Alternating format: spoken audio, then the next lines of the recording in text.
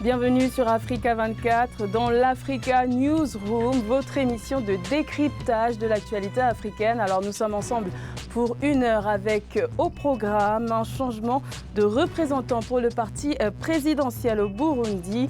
Le président Pierre Nkurunziza ne sera pas candidat de son parti à l'élection présidentielle du 20 mai 2020. C'est le secrétaire général du CNDD-FDD, Évariste Ndayishimiye, qui a été désigné. Alors la page du président Pierre Nkurunziza est-elle en train d'être tournée? Élément de réponse dans cette édition. À chacun son sommet transcontinental avec l'Afrique, les grandes puissances se livrent à une démonstration d'influence et de positionnement pour exister dans l'agenda diplomatique de l'Afrique. Alors pourquoi l'Afrique suscite-t-elle tant d'intérêt? Nous nous pencherons sur la question. Et les inégalités de genre génèrent un manque à gagner pour les économies africaines. Au Burkina Faso, le travail non rémunéré des femmes fait perdre 65% du produit intérieur brut au pays chaque année. Une discrimination de la femme qui contribue à la pauvreté et parfois à l'exclusion sociale. Et avec nous pour en parler sur ce plateau, nous sommes avec Monsieur Mahamat Assilé Alata, directeur de publication du site tchadentrepoussetribune.com. Bienvenue. Merci de m'avoir invité. Et avec Monsieur Pierre Franklin Tavares, philosophe, auteur de la méthode Zemmour, qui est son dernier ouvrage. Il mène aussi une liste citoyenne à Épinay-sur-Seine. Bienvenue. Merci bien de m'accueillir. Le décor est planté et on commence tout de suite avec l'info du jour.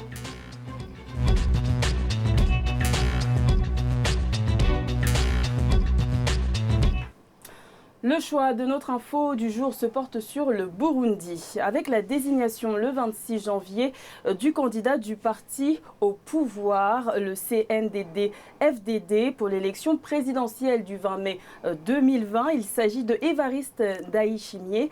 Ce général de 52 ans est issu des rangs de la rébellion Hutu. Il est l'un des hommes clés du système qui dirige le pays depuis 2005. Secrétaire général et numéro 2 du parti présidentiel, Évariste Ndayishimiye a gravi les échelons jusqu'à devenir le dauphin du président Pierre Nkurunziza. Je vous propose de d'écouter sa réaction après sa désignation et ensuite les mots de soutien du président sortant Pierre Nkurunziza. Demain, nous irons sur le terrain et nous rallierons les partisans du CNDD-FDD et nous rappellerons mutuellement nos valeurs afin que notre parti puisse continuer à gouverner le Burundi dans la paix, dans la démocratie et le développement.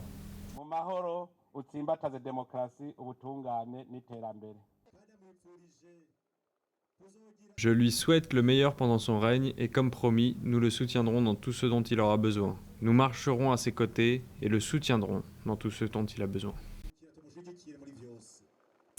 Alors, nous avons vu la réaction de Évariste Ndayishimiye. D'ailleurs, il faut que je le prononce bien. Monsieur Tavares, pouvait-il y avoir une autre personne désignée que lui? Cela me semble difficile quand on connaît un peu Bujumbura, pays que j'ai connu, une capitale que j'ai connue il y a quelques années, avec une omnipotence de Pierre Nkurunziza. Voilà, bien évidemment. Mais moi, quand j'y étais, c'était Bujumbura. Et par conséquent, quand on connaît la qualité du personnage, au sens des attributs qui entourent Pierre Nkurunziza, il est impossible d'imaginer une alternance qu'il ne contrôle pas lui-même. Je pense qu'il s'agit là d'une équation fondamentale pour qui veut comprendre ce qui se passe dans ce pays depuis 2005, où les Hutus ont, par une alternance démocratique, pris le pouvoir. Et donc nous sommes dans cette stratégie-là de conservation d'un pouvoir issu des élections de 2005. Et ma foi, je dirais que désormais en Afrique, on assiste à ce qu'à l'époque j'avais appelé, et même suscité, une sorte de tropicalisation du système Poutine. Alors, pour rester sur Évariste Ndayishimiye, il a été tour à tour ministre de l'Intérieur, de la Sécurité publique, chef de cabinet militaire, puis civil du chef de l'État. Est-ce que la présidence était une évidence, bien qu'il ne soit pas encore élu président, mais candidat pour la présidentielle, est-ce que c'était une évidence pour lui, M. Assilé Kalaka? Moi, j'influerais dans le même sens que M. Tavares, c'est que est-ce qu'il peut y avoir un autre choix quand on connaît le personnage Nkurunziza et comme il l'avait si bien dit, Poutine en fait des émules. Chacun veut, dans la conservation du pouvoir, vouloir faire comme Poutine. Est-ce que Nkurunziza, en mettant au devant quelqu'un qui un dauphin bien désigné, ne s'ouvre pas lui-même une porte plus tard? Vous voyez, ça fait depuis plusieurs années que la crise perdure dans ce pays. Et il faut dire que si on est aujourd'hui amené à ce semblant d'ouverture, c'est parce qu'il faut dire que les pressions de la communauté internationale et des pays de l'Afrique ont fini par faire mouche. Advienne que pourra, moi je pense simplement que il faut attendre de bien voir pour croire. Mais en l'état d'espèce, on ne peut pas parler d'une ouverture de démocratie et d'alternance comme ce pouvoir-là veut nous le faire croire. Néanmoins, Pierre Nkurunziza avait promis qu'il ne se représenterait pas. Il a tenu parole. Est-ce qu'il faut être surpris de cela, M. Tavares? Pardon, sans pour autant vous prendre la parole comme ça, il l'avait dit déjà auparavant, pour revenir après dire que les militants l'ont choisi et que c'est la voix du peuple qui ne peut pas faire autrement. Vous pensez que c'est un leurre, là? Personnellement, je n'y crois pas. J'attends de voir. Vous savez, quand quelqu'un s'autoproclame guide, c'est ça, guide suprême éternel. On dit souvent, au chercher le naturel revient au galop. On ne peut pas passer de despote éclairé à un démocrate affirmé. Impossible. Vous partagez cet avis, M. Tavares? Sur la ligne générale, bien évidemment, parce que si les caractères peuvent se refaire, ce n'est pas à cet âge-là, c'est un peu plus tôt. Et par conséquent, lorsqu'ils sont constitués, ils vont avec leurs défauts et leurs qualités, bien évidemment. Et là, en l'occurrence, on a beaucoup de défauts. Et il est plus facile de modifier ces bonnes qualités que ces défauts. Donc je souscris et j'abonde dans ce sens-là. Mais en même temps, voyez-vous, les transitions sont toujours de ce type-là, n'obéissent pas aux standards poutiniens. Vous prenez par exemple celui en Angola.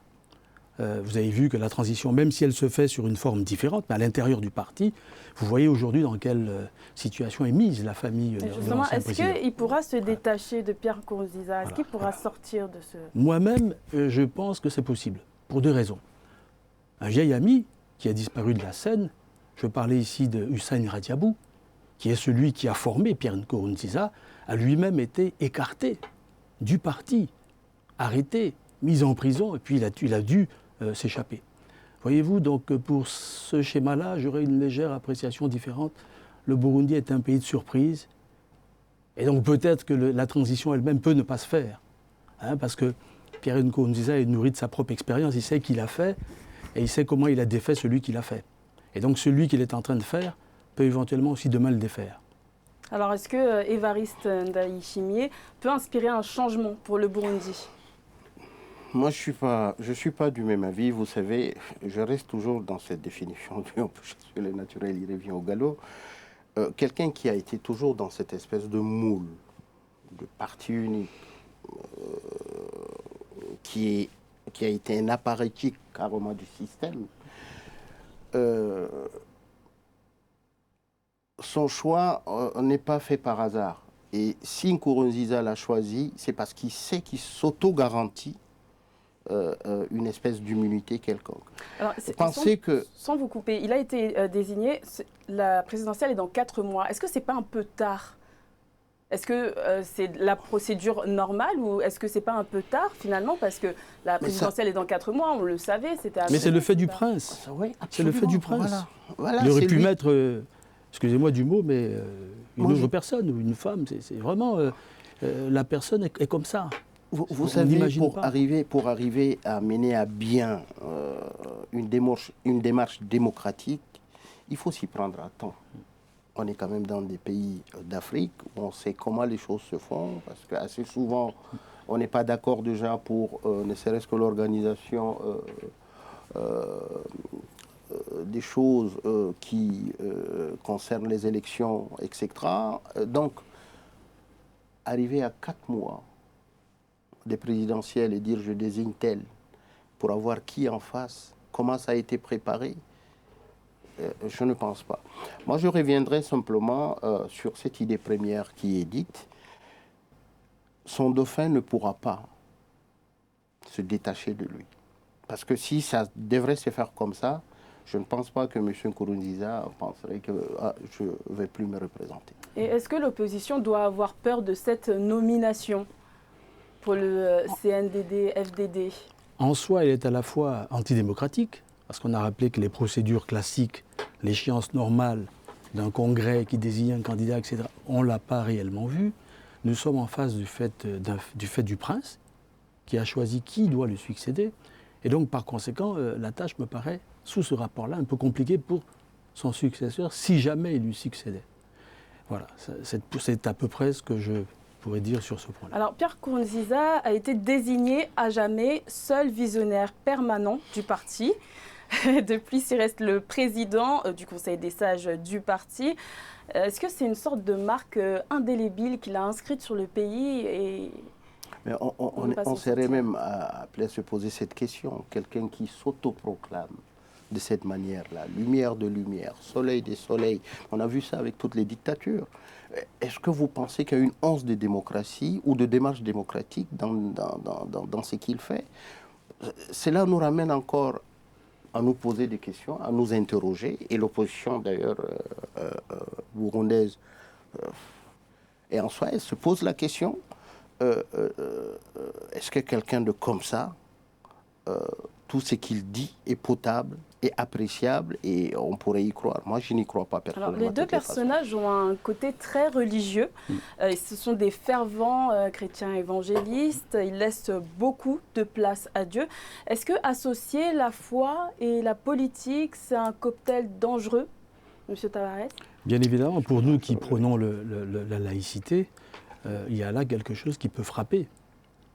Mais en même temps, si la France elle est laïque, si certains pays d'Afrique prônent... Le Burundi est laïque?